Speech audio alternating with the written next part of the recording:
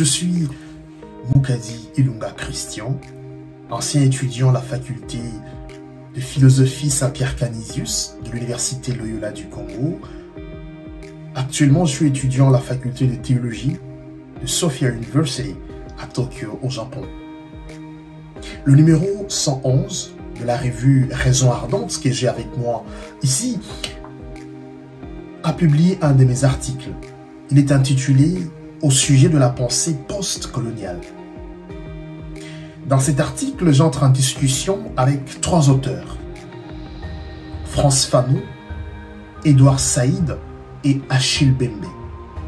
Avec ces 3 auteurs, je discute d'un des grands courants de la pensée africaine, la post-colonie.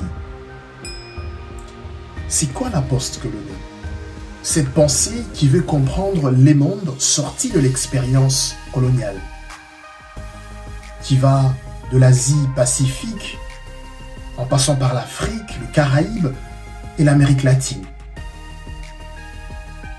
C'est quoi la post-colonie?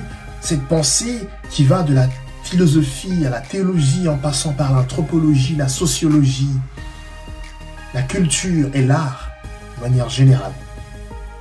Quels sont les grands moments du développement de cette pensée qui assume l'expérience coloniale et essaye de penser un autre monde possible à partir de l'épistémologie occidentale? Quels sont les grands moments de développement de cette pensée qui essaie de proposer d'autres narratifs? Quels sont les moments d'émergence, mais aussi quelles sont les limites de cette pensée qui, d'une part, essaye de décentrer l'Occident à partir d'une épistémologie occidentale. Une pensée qui essaie de penser l'Afrique à partir de l'expérience coloniale que nous avons nommée colonisation. Mais il est aussi important de nous demander comment faire de l'Afrique ce laboratoire des autres. Comment faire de l'Afrique cette invention de Berlin, notre Afrique, c'est-à-dire un espace qui nous donne des raisons de croire et d'espérer.